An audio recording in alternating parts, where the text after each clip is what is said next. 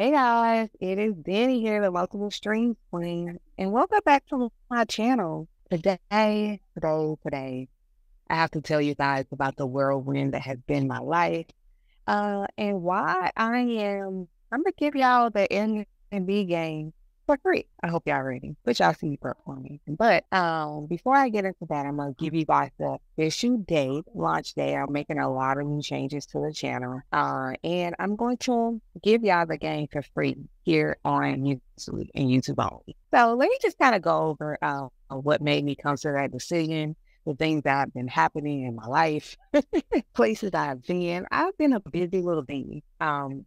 So yeah, let's talk about that. So like in the last few months, like in the second and third quarter, I have traveled a lot.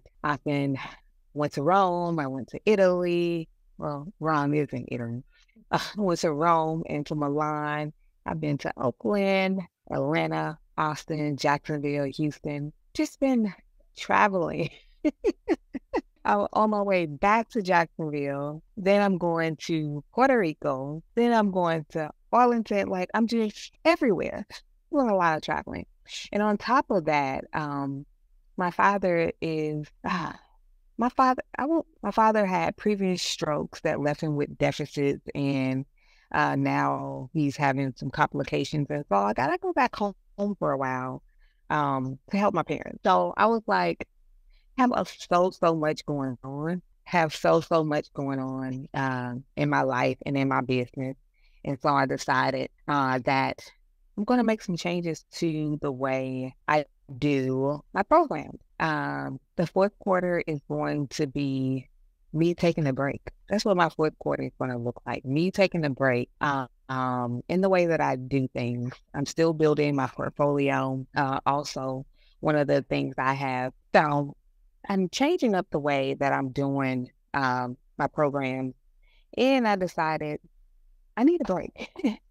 I am doing a lot, and with everything, when I started let's talk about my goals for my short-term rental business, right? When I started my short-term rental business, my goal was to get into real estate, and long-term be able to produce enough cash flow that I could retire from nursing or retire from the BFI, which I did. But my long-term goal, 2 to 3 year goal, let's say that, because it's more of a short-term goal, was to be able to start to purchase real estate, right? When I learned about rental arbitrage and learned about short-term rental, and I learned about rental arbitrage, I was like, oh my God, I can really do that and make and produce a cash flow that can help me to get away from this bedside a little bit quicker. But my goal was always for me to actually purchase, right? I'm already focusing on purchasing real estate, right?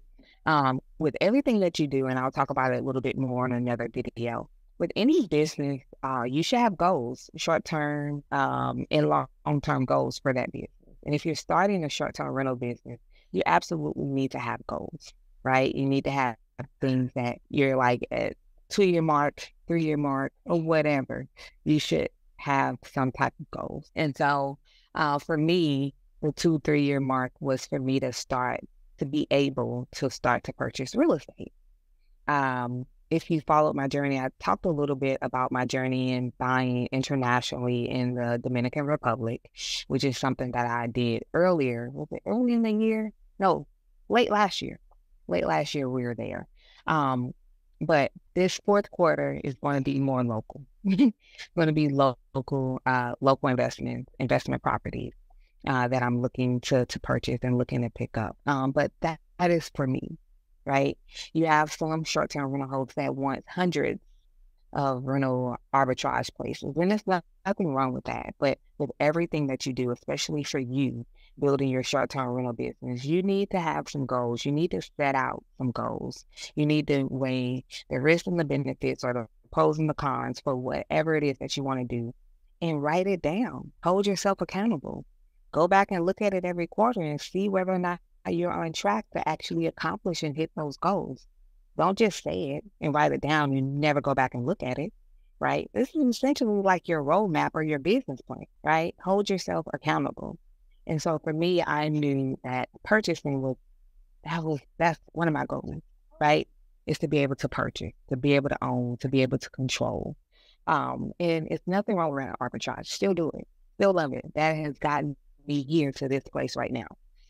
So absolutely nothing wrong with rental arbitrage at all. But just weigh the pros and the cons, right? What makes more sense for you? What makes more sense for your goals that you're trying to accomplish? You can absolutely do both of them. Nothing wrong with that, right? But have some type of goals, because your goals or your roadmap is going to be different with each track that you're trying to take, right? If you're just doing all rental arbitrage versus you trying to buy, right? So I want to talk to you guys about some of the pros and cons of rental arbitrage. Again, I do rental arbitrage. I love it. I'm going to tell you some of the reasons why I actually started doing rental arbitrage. And you make up your own decisions, right? This is not business advice or legal advice. This is none of that. This is just me, one business owner to another, giving you like, these are the pros and cons. This is why I did rental arbitrage. And this is part of the reason that I want to own. I want to own some of my properties. So number one, rental arbitrage, when you're renting your places, it's less maintenance costs, right? Less maintenance costs. Something breaks or something goes wrong in the unit, you just put in a maintenance request versus you trying to find a handyman. You trying to get 2 or 3 quotes to see who's going to give you the best price and the best value for your dollar, right? With apartments, guess what? You just put in a maintenance request. If it's not your furniture broken and it's something in the apartment, just put in a maintenance request, right? So that was one of the things that was very attractive for me. You can scale a lot quicker, right? Me going to pick up 10 units in an apartment complex versus me going to pick up 10 houses is very different process. I can pick up those 10 units like today, versus me saying, oh, I'm going to go buy those 10 single family homes. You can scale a lot quicker when it comes to rental arbitrage. You can negotiate better terms too with rental arbitrage. Me going to a landlord that has this one house and asking them to say, hey, can you reduce my rent? Can you give me some free rent? Maybe a little bit more challenging than me going to an apartment and saying, hey, I want 10 units and can we talk about some free rent? Can we talk about maybe reducing our rent? Right? Much, much different, right? Much, much different when it comes to apartment complexes versus a landlord or you owning or purchasing. Right? If you're actually purchasing, you have a mortgage and you're not going to be negotiating the mortgage, right? Neighbors can be a good or bad thing, right? I remember setting up a unit down in Texas and it was so crazy. It's the upstairs neighbor, as we were moving in and setting up and doing the staging, he's like banging on the floor. Why? You'd think it would be the downstairs person that's banging on the floor, but it wasn't. It was the upstairs neighbor. You can have the neighbor from hell, or you can have a great neighbor that helps you to look out for your places if you're at an apartment. So the neighbors. Neighbors also can be a good or bad thing too when you own. You have to know the neighbors that are causing trouble or calling the police or whatever, right? So that's another thing you can consider. But one of the main things that I've saw that has become an issue is change in management. Change in ownership with apartment complexes, which can kind of pause your business or cause you to have to redirect your business. I've seen it happen many, many times, and I almost went through it.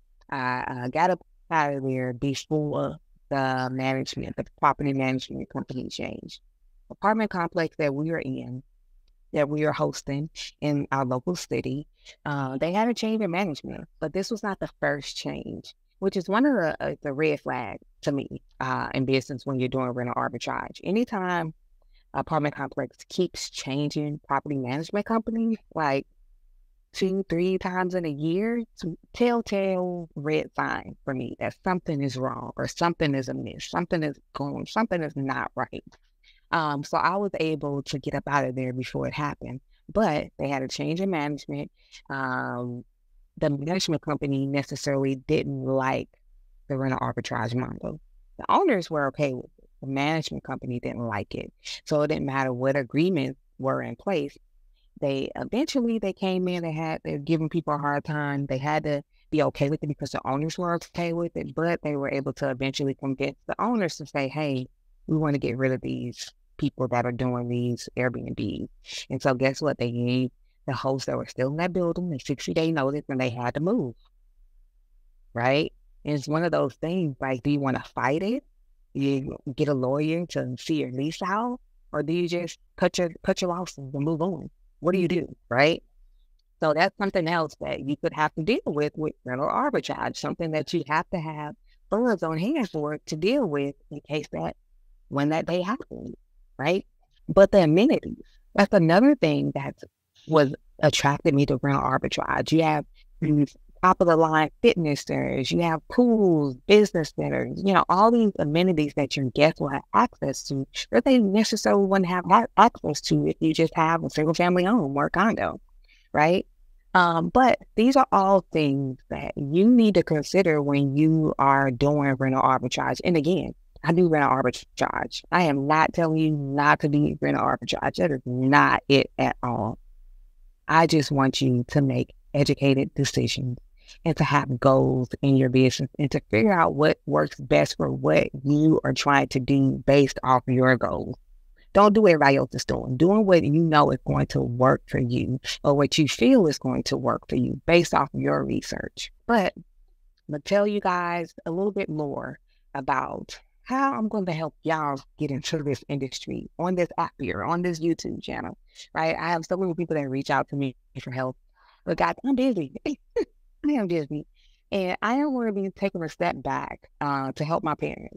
So I've decided I am going to help you here on YouTube versus any coaching or anything like that, because I am in control of this and how this works and when I show up. That works for me. I still get to help. I still get to teach you guys, but I also still get to help my family, right? Which is important for me. So yes, I think the date. I'm trying to think. Yeah, September 18th. I'll get back to y'all with the date. But I'm also going to be implementing like live Q&A days, bi-weekly, every 2 weeks. So whatever question you guys have, drop it in the comments. You can probably email us. And I'm going to, every 2 weeks, it'll be the same date, the same time. You show up and we can get the questions answered live. That's the only thing. You have to show up on the live one to get your questions answered. So I'll be making another video telling you guys more about that. But I wanted to just tell you like the new changes that are coming to my channel, the new changes that we're implementing, and tell you where I've been. I got to tell y'all about my travels in Italy and all these different places that I've been and all the places that I still have to go. Lord, it's going to be a busy year, but I'm excited with the new changes that we have going on. And so make sure you subscribe, turn your notifications on. You don't want to miss what we got going. You don't want to miss it. Catch you later.